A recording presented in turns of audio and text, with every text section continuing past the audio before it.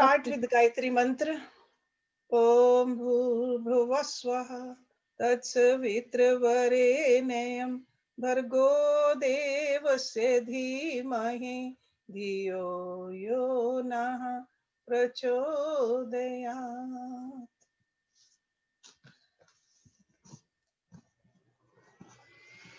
Page number 299. And the title of this chapter is In Ravan's Antapura. Who is there? Hanumanji. So with all that big flight, he reached there and he was just going from room to room, place to place to look for Sita Mata. So on and on through the maze of corridors in Ravan's harem, tiny Hanuman wandered. Some had floors of marble, others of smooth glass, and yet others were tiled with a tinted stone, not quarried on earth. As he searched for Sita, wondering again what manner of Rakshas the lord of Lanka must be for so many of the most beautiful women in the world to be in his Antapur, Hanuman came to a taller door than all the others he had eased up open tonight. Softly he entered that apartment, which was the only one in this wing of the seraglio. The first chamber was a great living room, richly, tastefully furnished. No one was here. He tiptoed across its expanse and opened a door in the far corner. The Warner froze. Before him, in a bedroom as big as a colt, upon a bed of crystal, ivory, and sandalwood, at the head of which he saw the white parasol of kingship, slept a Rakshas who could only be Ravan himself. He was darker than Hanuman had imagined. His sleeping presence was that of a thundercloud. Golden kundals hung from his ears, his arms lay long at his sides, down to his knees. He was lean and powerful, with not an ounce of superfluous flesh on him. The clothes he slept in were of white silk, and the room was redolent with the sandalwood paste which had been massaged into his dark skin by women's fine hands. Hanuman went closer. A potent emanation of evil from the sleeping demon touched him fiercely, and like a frightened little monkey, he scampered back a few paces. The Rakshas's arms lay like ebony pillars on the spotless sheets. That bed was made not just for one sleeper, but Ravan slept alone in it tonight. His breathing was slow and even. He slept deeply. Hanuman raised his eyes past Ravan's sleeping form. He saw there was another bed in the room, as beautifully wrought as the king's was, but smaller. The chamber was dark, and Hanuman could not see clearly. He crept around the first bed to the side of the second one. He sighed when he saw how beautiful the woman was who slept in it. Springing up onto the ivory headboard, he peered down at the sleeping queen, for so she must be. She wore ornaments richer than any he had seen all this extraordinary night. The pearls she wore so carelessly around her neck were each a princess' dowry. When Hanuman saw her skin was softly golden, he felt a surge of excitement. Thus Ram had described Sita's complexion to him. She was so beautiful that as he gazed at her, Hanuman grew convinced she was Ram's love. The Vanar slapped his shoulders in delight. He scrambled up and down the pillars of that room. Then he went back to awaken her. Luckily for him, a warning instinct restrained him. Hanuman thought, by her beauty, she must be Sita. But how does she sleep so contentedly in Ravan's bedchamber, with a smile curving her perfect lips? He slapped himself again across his cheek this time, as monkeys do. How, even for a moment, could he think that Sita would sleep in Ravan's bedchamber? She would rather die.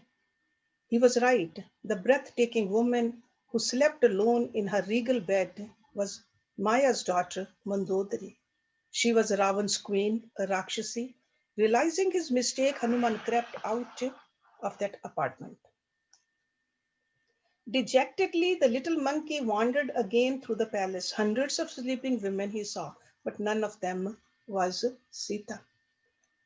He wandered into the kitchen, big as mansions, and the wine cellar, which stretched on interminably with casks, vats, and sparkling bottles in row upon row, shelf upon shelf. Hanuman was unhappy about having gazed at the lovely mistress of Ravan of Lanka. Not all of them were fully clothed, and some wore nothing at all. The Warner said to himself, "But my mind is not moved by what I see, not by all the nakedness, not by what I saw in the garden. It is the mind that sins, not the senses, and I am unmoved, though I realize how easy it would be for anyone to yield to temptation." Hanuman wandered out into the rambling gardens around the palace. His eyes roved everywhere in some despair now. He had come this far and nowhere yet was there any sign of Sita. Through exotic, steamy greenhouses, Hanuman ranged, whimpering to himself now and again. Every bit the lost little monkey. The moon had sunk low over the satin ocean and would soon set into burning silver gold waves. He realized he had wandered for hours in vain. Tears welled in his eyes. The Vanar grew awfully certain that Sita was dead. Perhaps when she refused to give in to him, Ravan had killed her. Hanuman was tempted to make the crossing back to Bharatvarsh by darkness, before the sun rose. But then, what would Angad and Jamvan say, who pinned their hopes on him? He thought of the shame of failure, and Hanuman persuaded himself to stay on and to search again more thoroughly. Once more, the little monkey combed Ravan's palace, scampering up and down the wide golden stairways. He searched all its floors of Antapurs. He combed its gardens, its private arbors with their thorn-shaded lawns, vibrant plants, and curling vines. He searched every inch of the palace. He even peered under the beds in each room to be quite sure he had not missed her. Yet no Sita did Hanuman find. He thought, Sampati the eagle said he saw her here from across the sea. Then where is she? Ravan must have killed her between then and now and cremated her body. Or perhaps there are dungeons below the palace where he holds her. But I have looked everywhere and I saw no sign of such a prison or a stairway leading down to one. Hanuman perched on top of a round pillar on a flight of stone steps outside the palace, sat hugging himself. Then he thought of Ram. How would he tell the prince that Sita was nowhere to be found in Lanka, that she was probably dead? He shivered at the thought.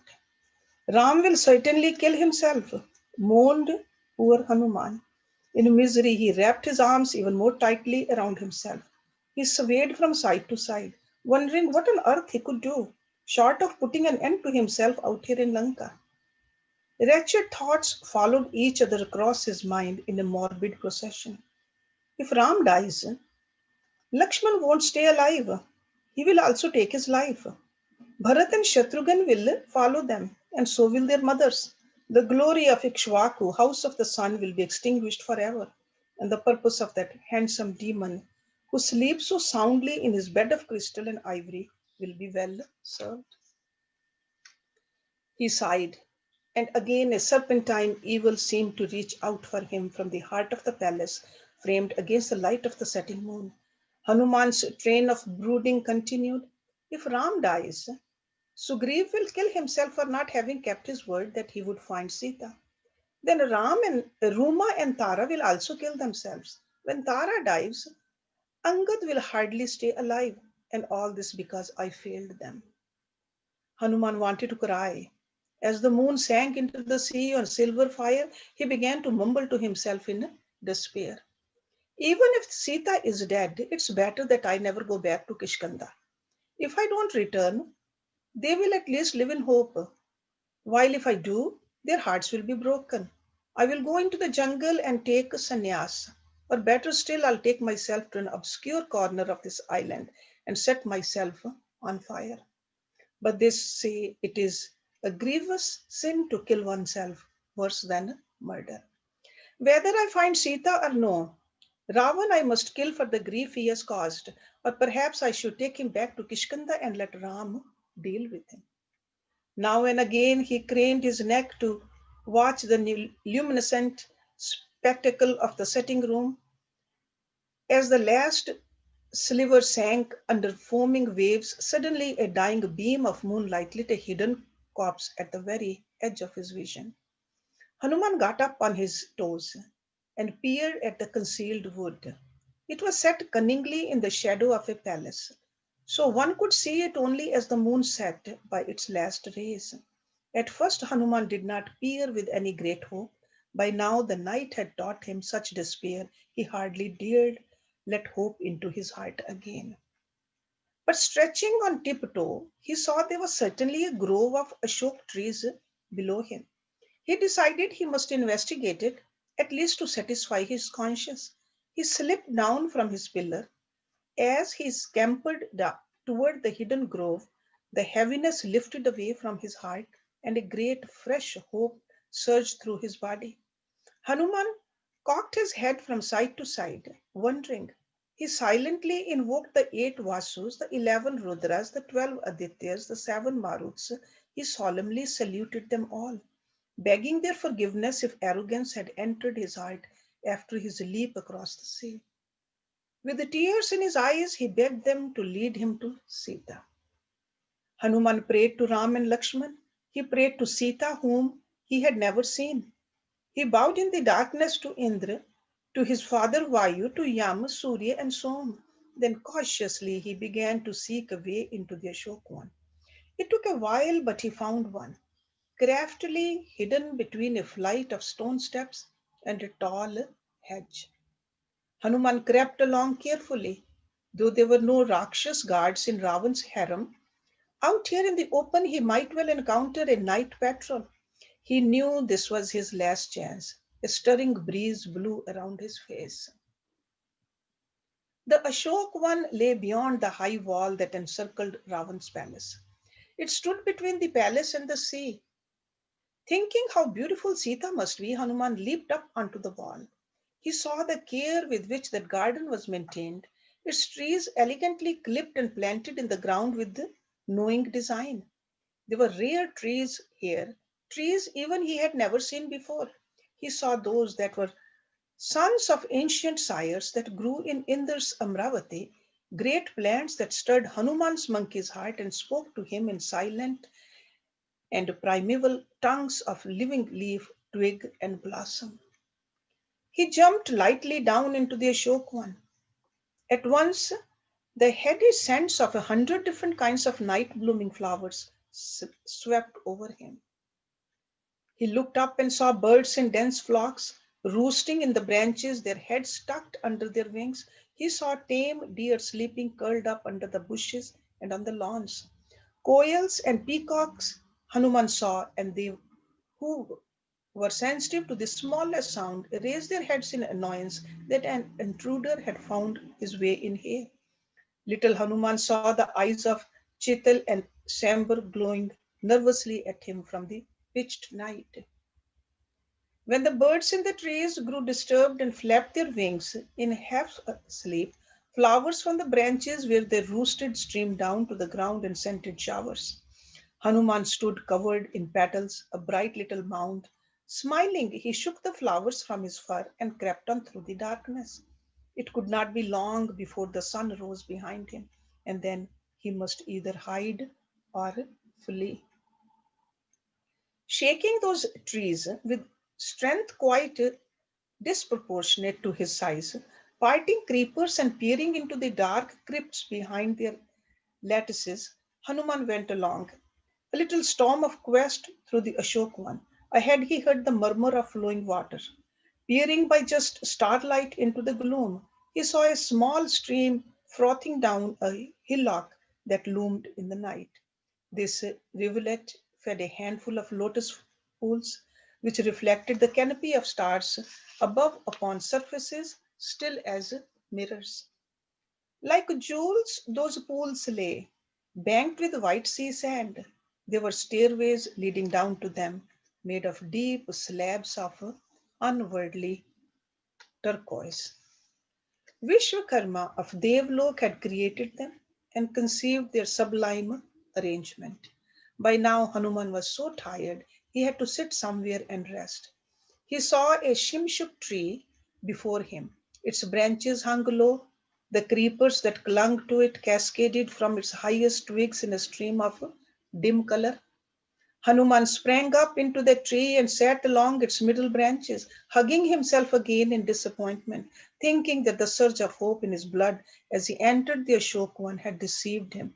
The little monkey whimpered, but he refused to abandon his quest, telling himself that when the sun rose, he would see Sita under the bowers of this Ashokvana.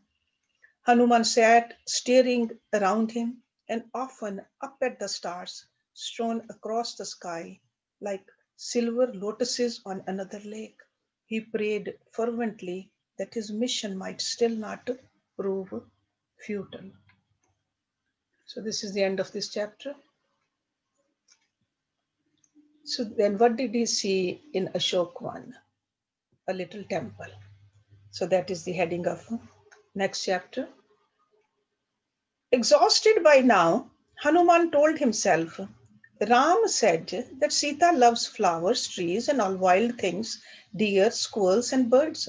He said she spoke to them as if she knew each one's tongue. The stream is cool and pure. Perhaps she will come to touch its water and worship the sun at dawn.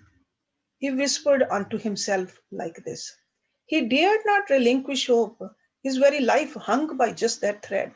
Like many creatures of the jungle, he could see almost as clearly by night as by day. As his eyes grew accustomed to the darkness, Hanuman marveled at the great garden he had come into. It was at least as lovely as Indra's Nandan or Kuber's Chaitra. The night flowers seemed to bloom back at the stars unfurled in the sky above. The scents which were wafted on the night reminded him of Gandhmadin, the fragrant mountain to which Hanuman had once gone during Sugriva's long flight from Vali. Hanuman did not know this, but the scents of Ravan's Ashokvan were heavenly because the plants, shrubs, and trees that grew here had sprouted from seeds brought down from Nandan and Chaitra themselves.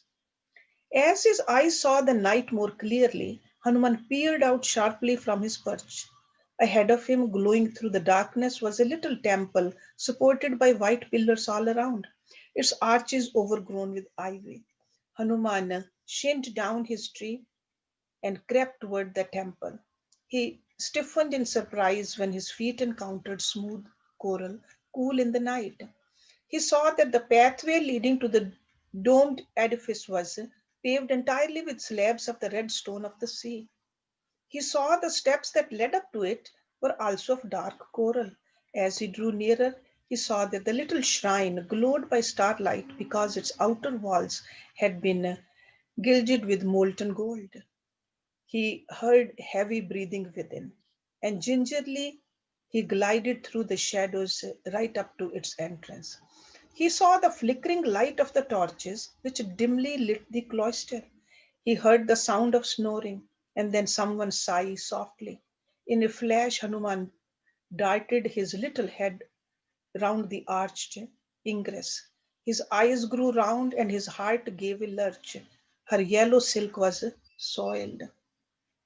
Her face was stained with tears, and she sighed from time to time amidst the Rakshas who lay asleep around her. But she shone in that shrine like a wafer of the moon, and there was no doubt in the Vaner's mind this was Ram's love, this was Sita. She had not eaten properly for days, but if anything, her beauty was heightened by her plight. It smoldered like fire hidden by ashes. Her face was tear stained and unwashed. But not for a moment could any of Ravan's queens, within their secure chambers, not even Mandodari, by a long way, have held a candle to Sita. She had cast away all her ornaments and sat drooping like a wilted lotus, but she was the most beautiful woman Hanuman had seen and would ever see. Her great eyes were full of disbelief at what she now endured. Nothing in her sequestered past had prepared her for these brutal days and nights. Even as Hanuman watched, riveted, unable to tear his gaze from her, tears flowed down her face. Then, as if she sensed his presence in the shadows, she stiffened.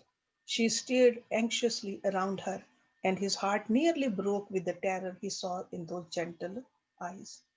Like a black snake, her hair trailed behind her, twisted into a single limp braid. Hanuman thought breathlessly, even like this, she is more beautiful than I had imagined, more lovely than Ram described her as being. Though dirt and sorrow stain her face, the night shines with her beauty. Beloved of all the world is she who sits grieving on the bare ground because of the Rakshas's cruelty. Ravan must pay with his life for what he has done. His mind was a whirl. Truly, she belongs with Ram. No other will do for her or for him. How do they live without each other? Their love is so strong it prevents them from dying of grief. A breath of that sorrow touched Hanuman's imagination, and he shivered. Only Ram could stay alive after being separated from this goddess. Hanuman thought worshipfully about Ram, as if only now, seeing Sita, pining for him, did he begin to understand the Prince of Ayodhya. He prostrated himself before Ram in his mind and cried silently up at the stars, Ram, Lord, I have found your Sita. Then he also fetched a deep, deep sigh and said softly to himself, Fate is powerful indeed. Look at Sita, so lovely, so chaste, and yet she suffers as the wicked never seem to. Ravan's haughty queen sleeps peacefully in her bed, and so does the Rakshas himself. Ram and the mighty Lakshman were her guardians in the forest, and still she was taken. Such are the ways of fate, irresistible, or perhaps such is the beauty of Sita. Vali died of this fate, or for her beauty, and Kaband. Ram killed 14,000 Rakshas when Shurpanakha turned on Sita. For Sita's sake, I have leaped across an ocean, and I would not wonder if Ram stands the universe on its head for her, if she is the rarest jewel in all of it. Oh, nothing in the three worlds can compare with Sita's beauty. Hanuman reflected on her character, more immaculate than her beauty. She could have had any man or king, every luxury. She could have had the devas at her disposal, and she had she been inclined to. But she followed Ram into the jungle, and she was happier there with him than she had ever been. Look at her now. What has she done to deserve the torment she suffers, the grief that savages her? She does not notice the charms of this Ashokvana. She is blind to everything save the vision in her heart of Ram's face.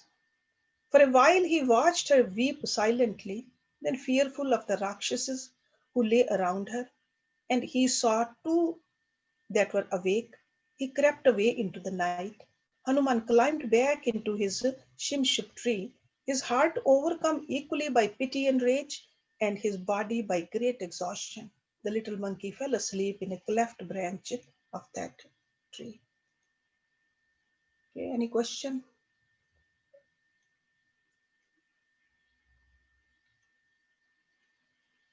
Written. The details are so beautiful. Yeah, yeah. Beautiful.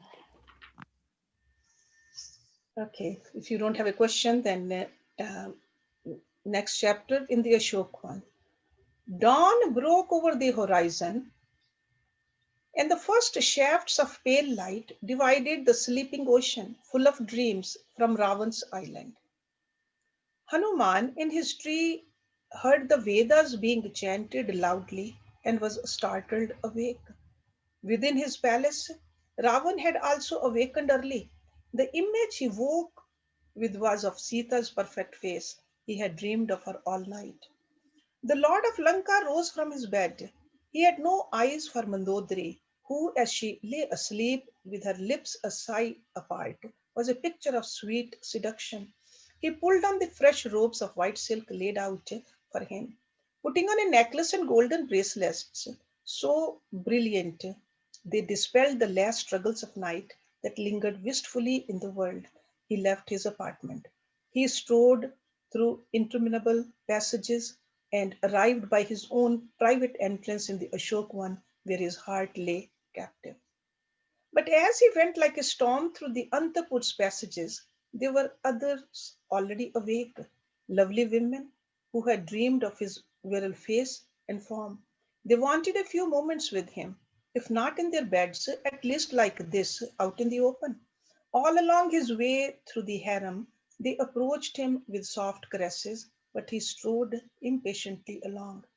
Those women followed him to the Ashokwan in a small throng. Some brought chummers to fan him with, others held lamps to light his way since the corridors were still dark. Like Indra surrounded by his apsaras, Ravan came out into the crisp dawn, not looking left or right, without a glance at the silken sea that lay like a languorous woman herself below Lanka. The Rakshas made straight for the little shrine of the white pillars, where Sita sat, sleepless and distraught. Hanuman hid himself behind a screen of leaves and peered down at Ravan. Now he saw even more plainly how magnificent the Rakshas was.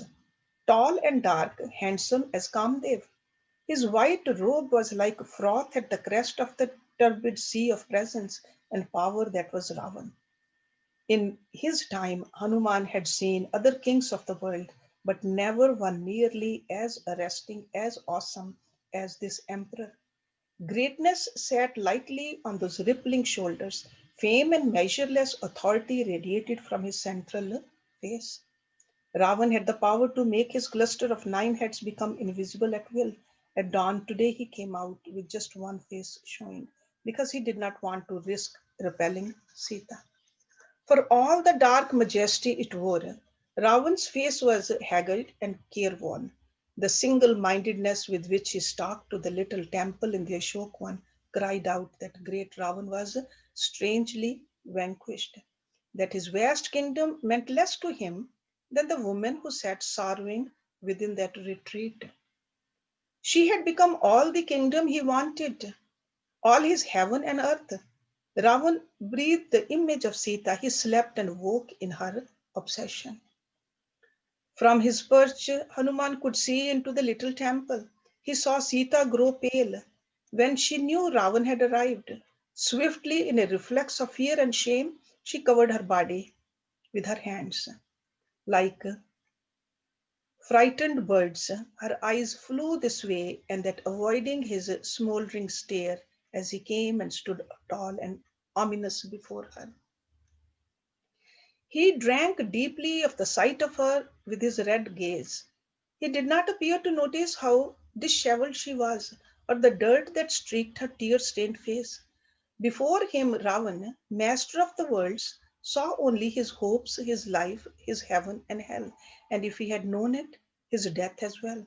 She stared down at the bare earth she sat upon. She was like a branch, blossom laden, but cut away from her mother tree and sorrowing on the ground. Ravan sighed. In his voice, like somnolent thunder, he said, "Whenever I come here, you try to hide your beauty with your hands. But for me, any part of you I see is absolutely beautiful. You are the perfect woman. Beauty begins with you. Honor my love, Sita, and you will discover how deep it is. My life began when I first saw you, but you treat me so cruelly." She said nothing, never raised her eyes up to him. Hanuman, little monkey in his tree, trembled with what he saw and heard. "You say it was dishonorable for me to abduct you, but you forget I am a Rakshas. It is natural and so entirely honorable for me to take another man's wife if I want her. It is even honorable for me to force myself on her if I choose. That is a Rakshas nature and his dharma." Sita gasped. At once Ravan regretted what he had said. He went on more gently. "I will never force myself on you because I love you. I will wait for you to return my love, to give yourself to me willingly. You are my day and my night and all my dreams. I feel I was never alive until I saw your face. Abandon this wretched grief. You were born to be a queen of queens. It does not suit you to sit on the bare floor like this, with your clothes soiled, your hair unwashed, your face twisted, and starving yourself almost to death. When he made you, Brahma crowned his long quest of creation. You are the woman he labored through the ages to make.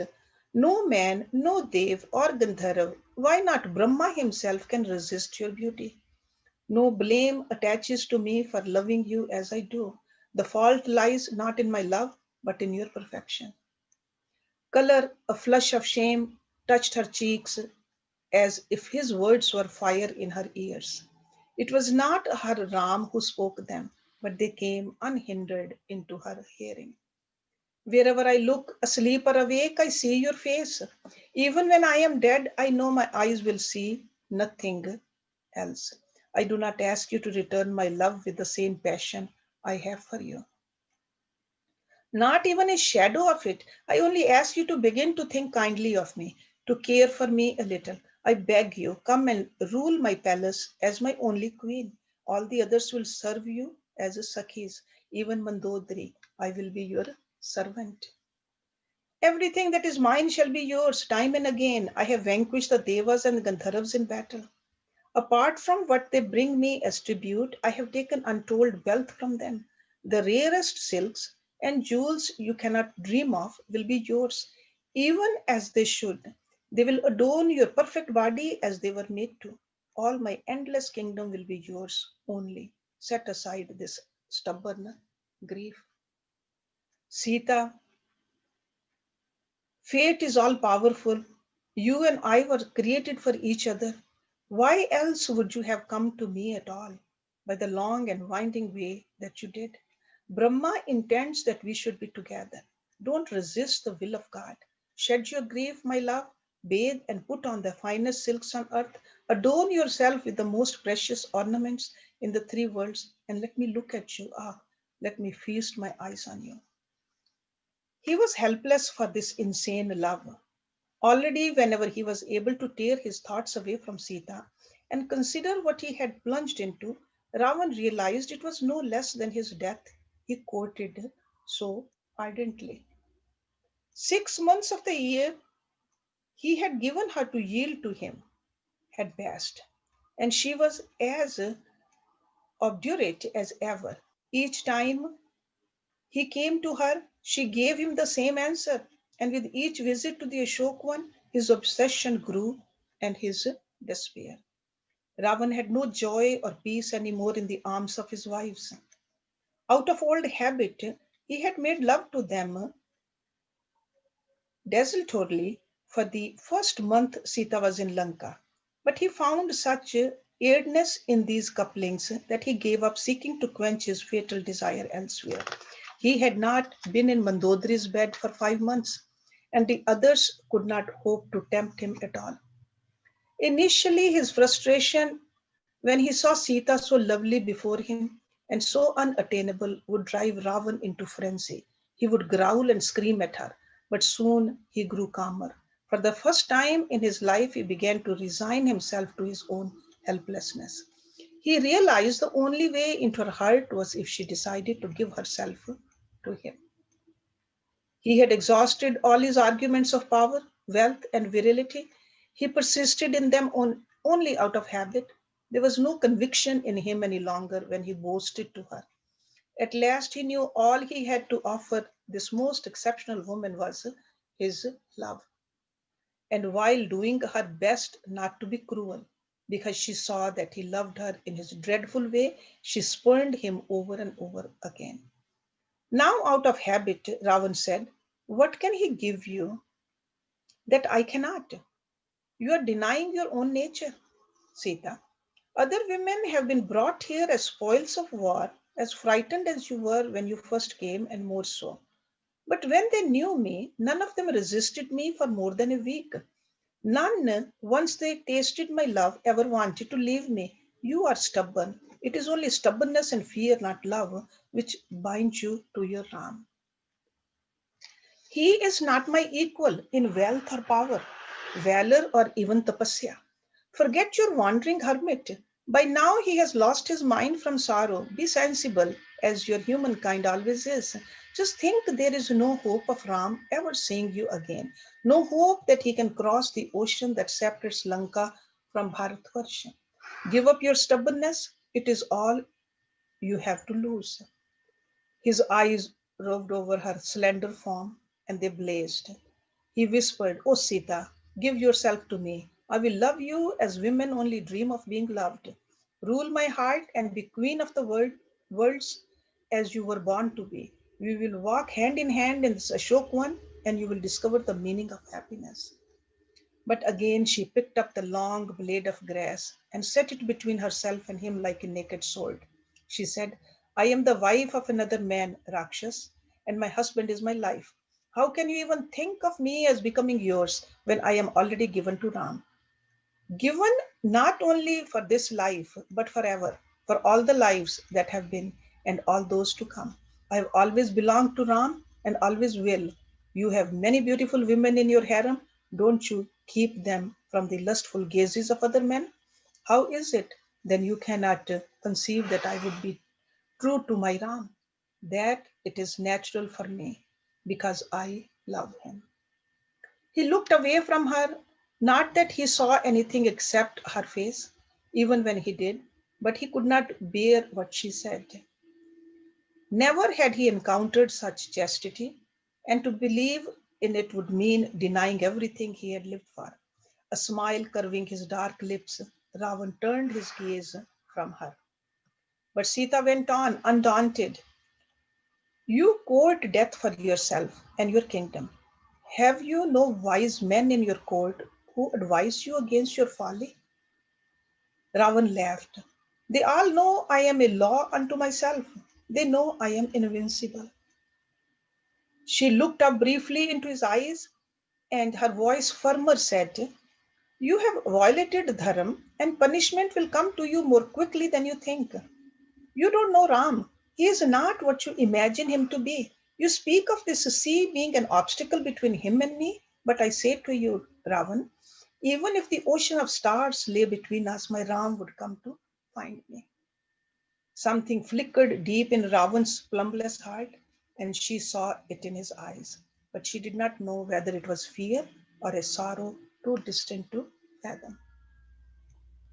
"But it is not too late for you, Rakshas.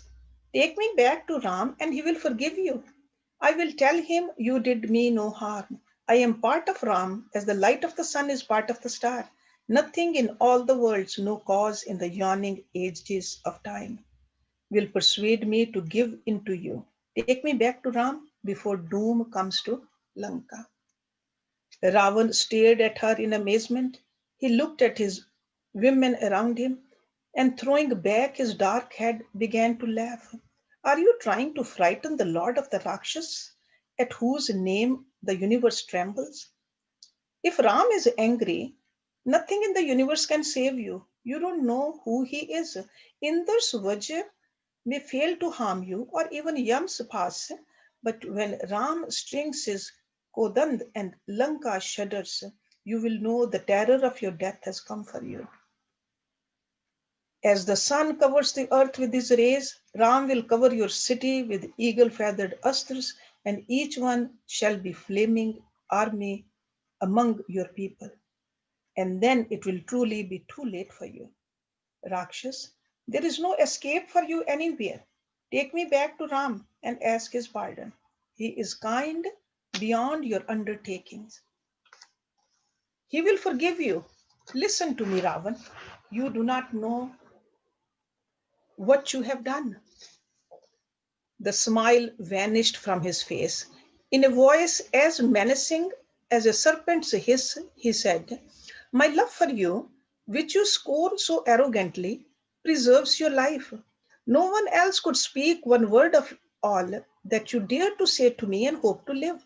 I should have you tortured for speaking to me as if I were just anyone, but my love prevents me." The veins stood out on his temples from the anguish she caused him. His skin turned a ghastly pallor, his lips twitched, deep in his eyes terrible wrath and untold tenderness hunted each other.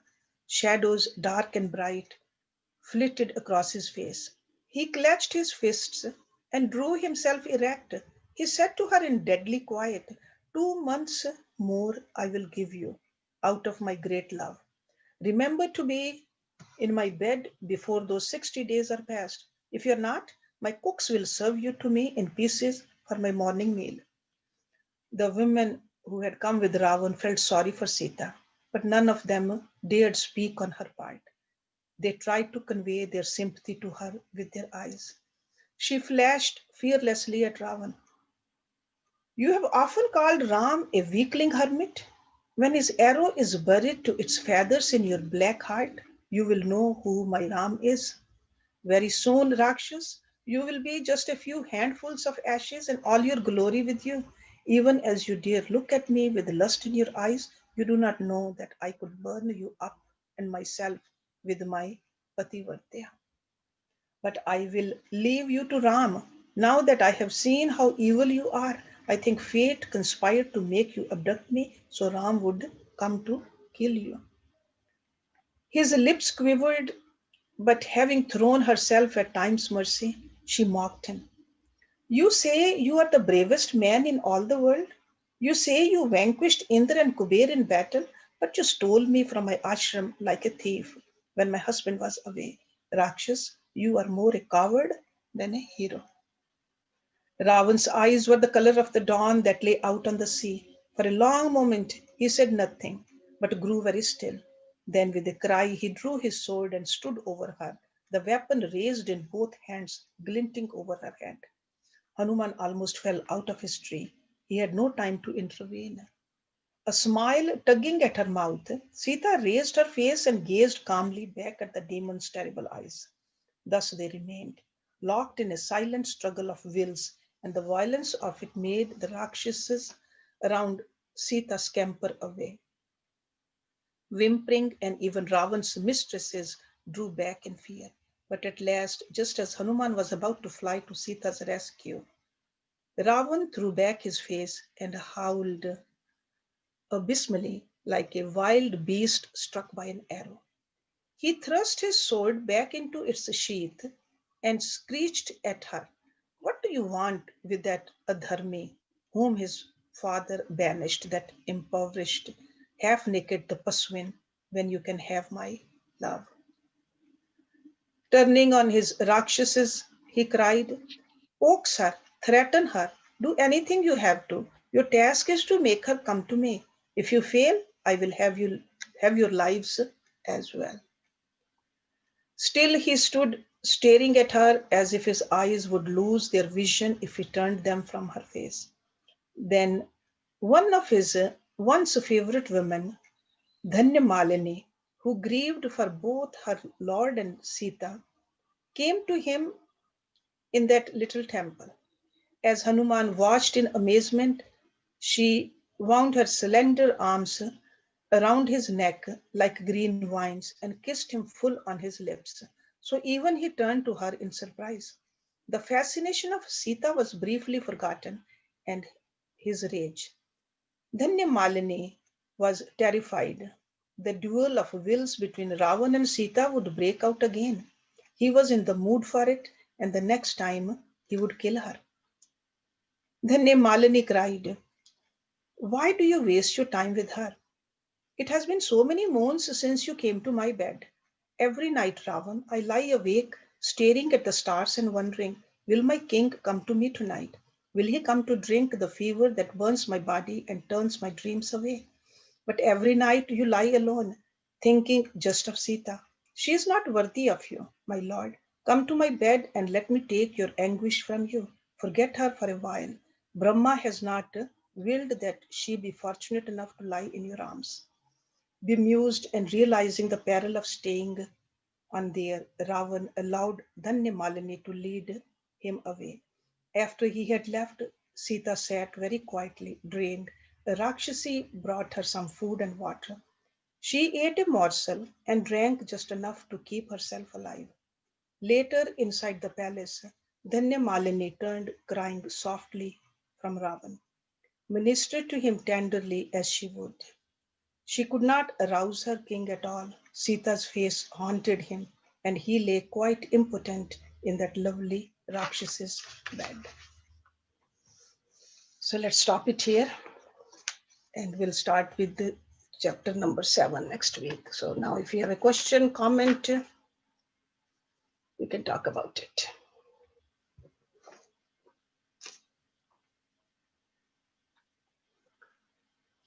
Does anybody has a question? Nobody? Nope. I just want to say it was a beautifully explained chapter. Yeah. And you know, if you, again, I'll tell you, if you read Valmiki's Ramayana, all that detail is there. So it's not made up by a modern writer. Right. It's written by the greatest Rishi, Valmiki. Very nicely explained and translated. Yeah, you can see that what really transpired over there for Sita. So somebody has a question? Urmil. Yes, Urmi. Well, one thing, though he appealed to her and begged her and argued with her, and she And argued threatened back her. And threatened her too. and threatened her, but he did not rape her. That is one credit to him, because anybody else in today's world, as we see in the news every day, he would have raped the girl rather than sit and talk to her, and she arguing back. And for that, he did give her the time frame to come to her, but he did not dare. Something was stopping him from raping her. Yeah, because And this is a who pretty is, X-rated chapter, I tell you. yeah, who is stopping? That's Sita is stopping. He knew. Deep down, he knew she will burn. That's why that blade of grass was there, symbolically telling him that I'll burn you and burn myself too. I have that power. So I wouldn't give credit to Ravan. I'm sure she raped many other women. So I don't have any respect for Ravan. Okay. So that's what I feel, that what stopped him was the that was a Sita's. Yeah, it's like a Sita's power, Sita's character, Sita's determination. I think it's a Sita who stopped him, not Ravan who stopped Ravan. Yeah, he was too scared to touch Sita. Yeah, because he knew she will burn him. Yeah, but I know, I read it in the Tulsi Ramayan also, because he, in the previous lives, he tried to rape her when she was doing worshipping, and then she get him a shot. If you're gonna touch me, I will be cause of your death. And then he knows that. She say that's the Sita is that will cause. So it's a power of a Sita. Yeah. So yeah. So anybody else? But what was this power? How did she have that power? Like nowadays we see the Kali, the Durga and all that in the movies. That is, they show the women's power when she's kind of counteracted in such situations. So what was that power? Sita's power is she was a incarnation of Lakshmi. Okay, like a Ram is a Vishnu and she is a Lakshmi. So that is the power. Oh, I see. Yeah, she is the other half of Vishnu. Okay, so she was not just an ordinary princess and a queen. She was a goddess. Okay, so even though she did not say that, but that's where all that strength is coming from. Okay. Somebody else has it. I think Simiji had the question. Okay, Shimi. Unmute yourself.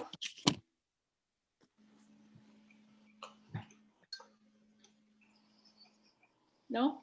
No? Okay. All right. Okay. So do we have Padmini today to sing or no? Padmini is there. Yes. Padmini is there. Namaste, Hershi. Padmini, would you like to sing? Sure. Okay. All right. So, yeah, why don't you sing? And then maybe after you're singing, we can again um, open up some conversation. But before you sing, let me just remind everybody that we have this coming Saturday, I'm starting Vivek Chudamani again. So 10:30 to 11:30, because we finished our Gita book for the young adults. So Vivek Chudamani. So if you want to, the same link, you can come. And then a week from this Saturday, which will be 17th, there will be a 3 hours a retreat for 3 hours. Okay. And that retreat is about a yogic perspective on death. So there are a lot of people who requested that topic for the retreat.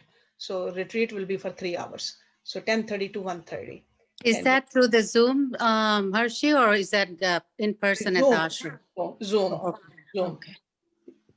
Yeah, 3 hours in your. I'll give you a little break after hour and a half. So one little break. So and then a link will be sent out. I think it's already there. Looks like, right? Okay. Then this Sunday is. First, they have to sign up, and the link will be sent out on Friday night. Oh, I see. The night, Friday before Saturday, the new link will be. Yeah, because for this retreat, you have to sign up. New link. Yeah. Okay. So it's a 3 hours. And this Sunday is the ashram luncheon, right? At the ashram? This Sunday, this coming Sunday is ashram luncheon. Yes. Yes. Okay. And what time will be the retreat? 10:30 to 1:30. So no Vivek Chudamani there. Yeah, that Saturday, there won't be any Vivek Chudamani. So that's why we are sending a new link for that also. Okay. So please do, and let others know also. Yes, Raj. Can you tell a little bit about Vivek Chudamani? What is it, and what does it comprise of? Let me tell you quickly, but then I'll definitely give an introduction also Saturday before I start the class. It's written by Adi Shankaracharya ji. And Vivek means that power in us which decides, which discriminates, which discern. So it's like a crown jewel of discernment. Okay. This is you all have studied Bhagavad Gita. So when you study this, you will see that you can understand Bhagavad Gita better also. And it's in Sanskrit, in poetry, but I'll go over the verse by verse and explain it to you. Okay. And where do you get the book? I'll have the books.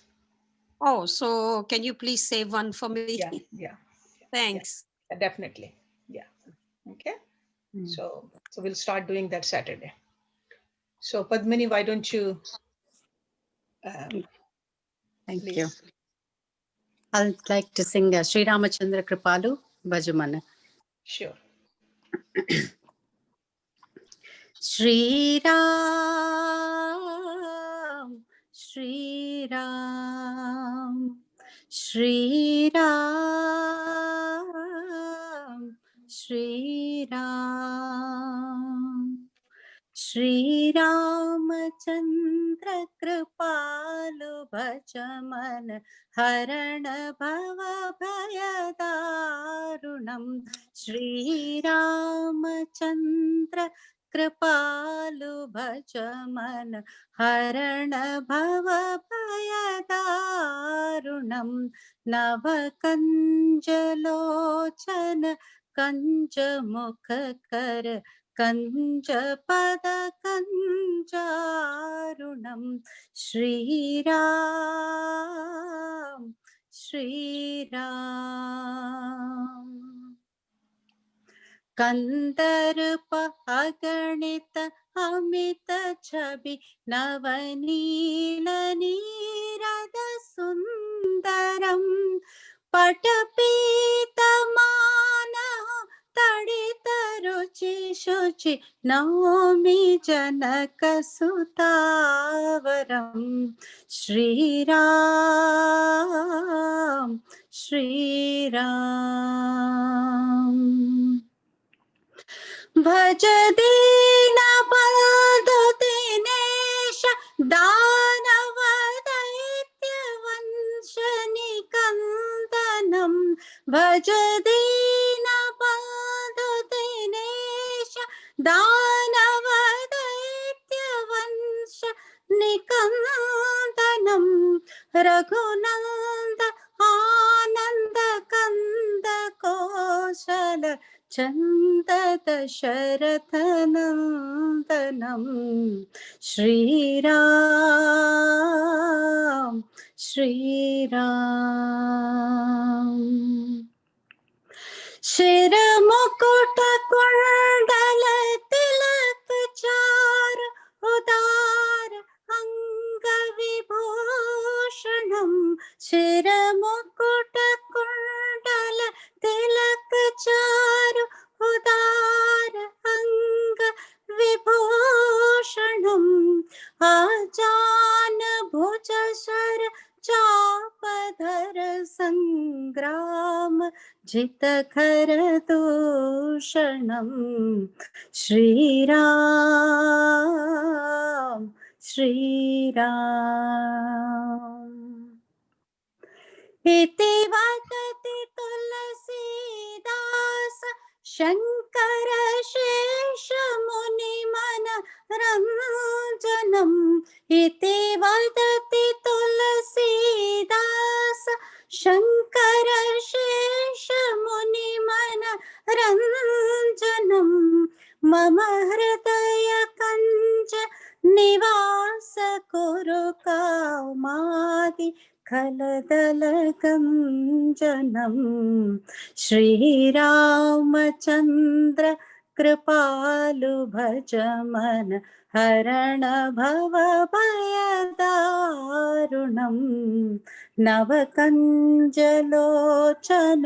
कञ्ज मुख कर कञ्ज पद कञ्जारुणं श्रीराम श्रीराम श्रीराम जय जय राम